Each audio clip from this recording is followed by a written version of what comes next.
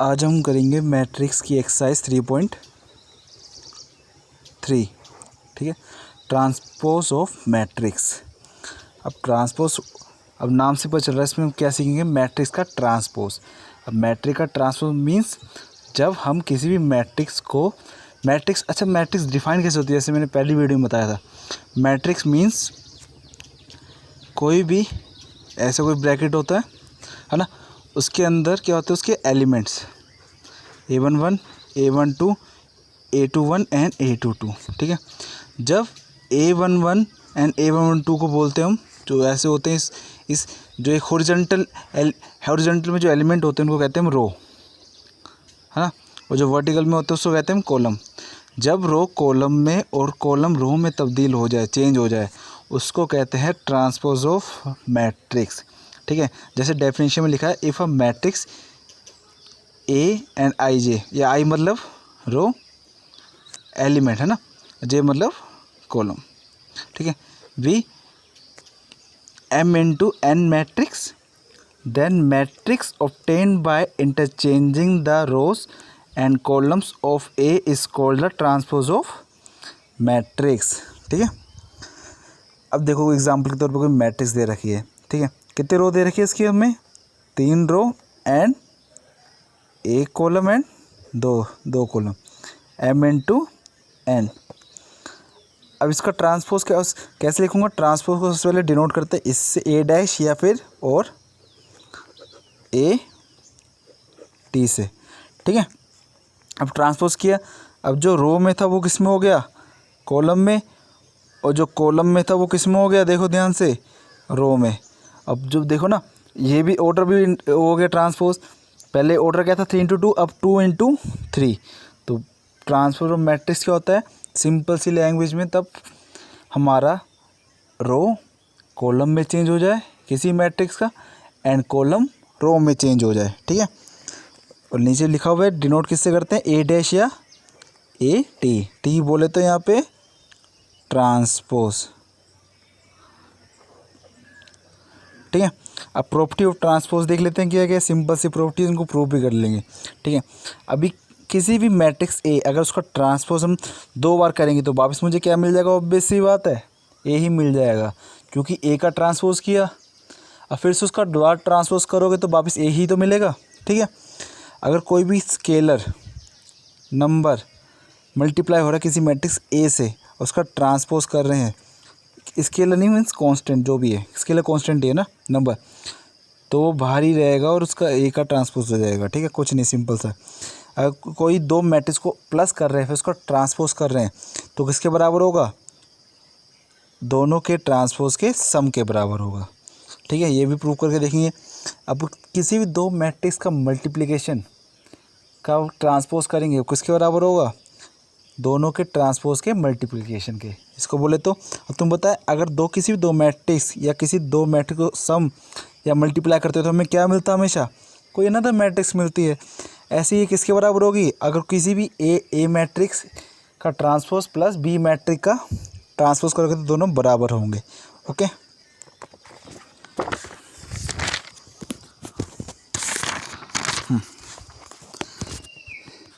तो देखो जैसे ये है, इसमें हमें क्या करना है, वेरीफाई करना है, वेरीफाई डैट ये 2 मैट्रिक्स दे रखी है। ठीक है, 2 मैट्रिक्स दे रखी है, A and B, A and B। अब पहले ये प्रूफ ये वाला हम वो करते हैं, वेरीफाई। ठीक है, A मैट्रिक्स से पहले ट्रांसपोज क्या होगा, A मैट्रिक्स क्या दे रखी है, सबसे पहले A मैट्रिक्स लिख लेते हैं, 3 4 √3 2 2 0।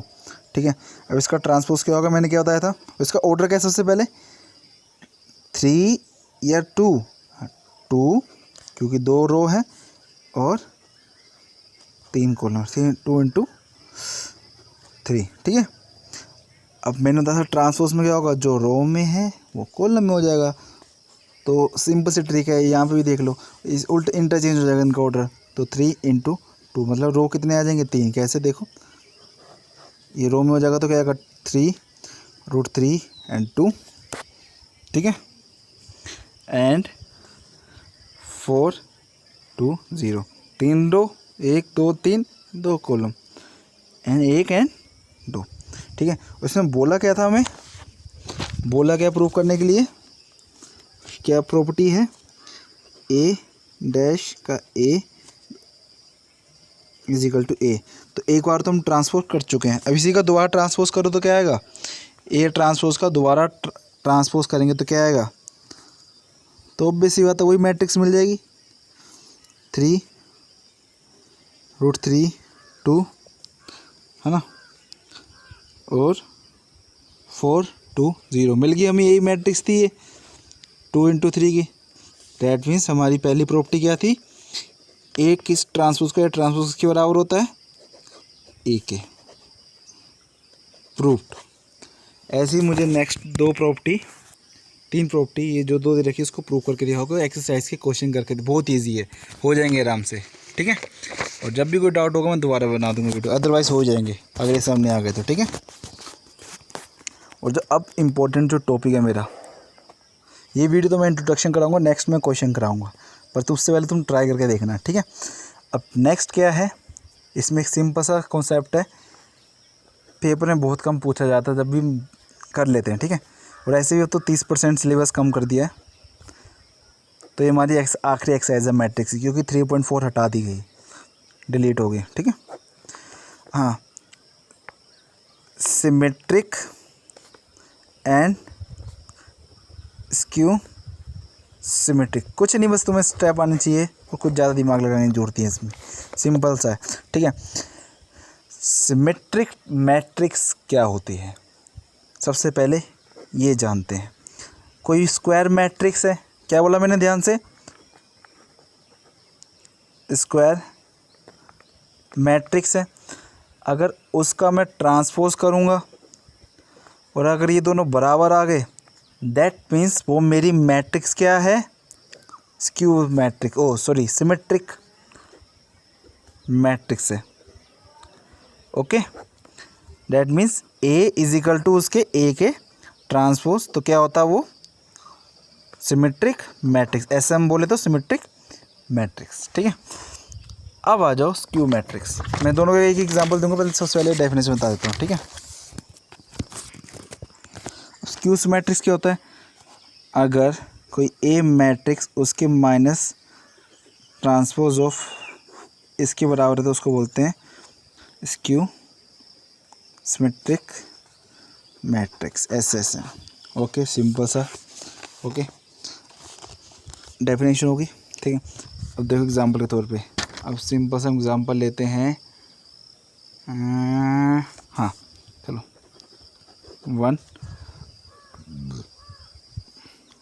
2 2 1। ठीक है, एक ए मैट्रिक्स है। ठीक है, अब मुझे अपने से बताती है, proof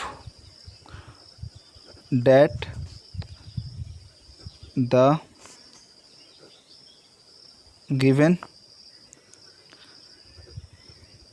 matrix is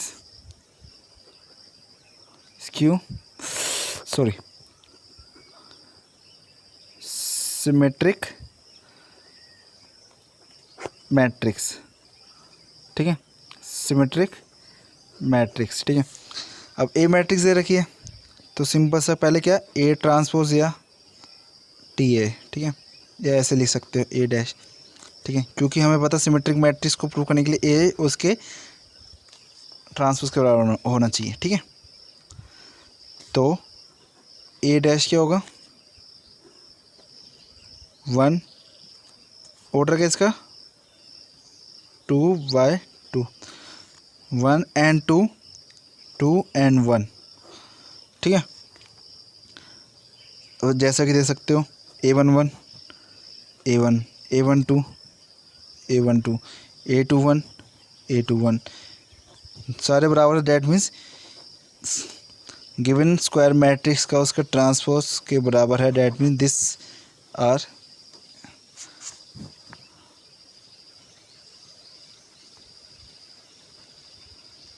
symmetric matrix. Okay, symmetric matrix में कोई डाउट है तो जब भी कमेंट सेक्शन में बता देना, अदरवाइज आई थिंक क्लियर हो गया होगा। ठीक है, अब नेक्स्ट आते हैं skew symmetric matrix. Skew symmetric matrix देखते हैं। ठीक है, इससे एग्जांपल देखते हैं अब एक। ठीक है, इससे एग्जांपल देखते हैं। ठीक है, आई थिंक इससे एग्जांपल लिख रखा है। हाँ ठीक है, 0 -1 2। ठीक है, 0 1 -2 0 3 -3 0। एक सेकंड, सही है। हाँ ठीक है, अब कोई मैट्रिक्स है मेरे पास ए। ठीक है, मैंने कहा स्क्यू सिमेट्रिक क्या होती है, ए ट्रांसपोज जब उसके -a के बराबर। ठीक है, एग्जांपल के तौर पे देख लेते हैं। इसका ट्रांसपोज क्या होगा, 0 रो 3/3 की है, रो किस में तब्दील हो जाएगी, कॉलम में।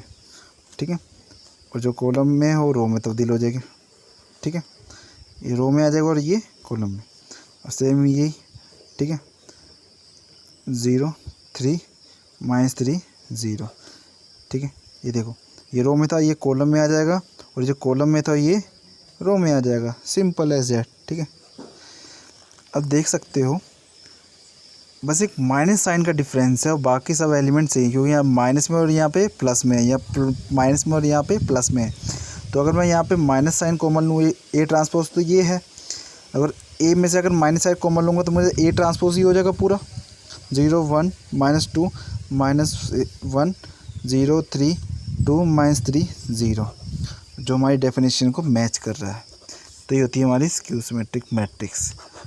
ओके, कोई डाउट तो बता देना। ठीक है, अब एक सिंपल सा खेल है, एनसीईआरटी में 2 थ्योरम दे रखे, सिंपल सा था तो उसमें कुछ नहीं है कि बोल रखा है अगर कोई मैट्रिक्स दे रखी है ए, है ना, सॉरी ए मैट्रिक्स दे रखी एग्जाम्पल के तौर पे 1 2 0 1।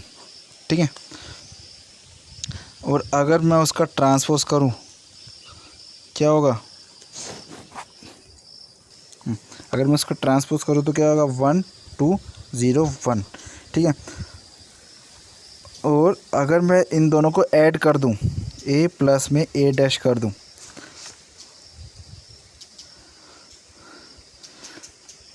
वन 1 + 1 2 2 + 0 2 0 + 2 2 1 और 1 2।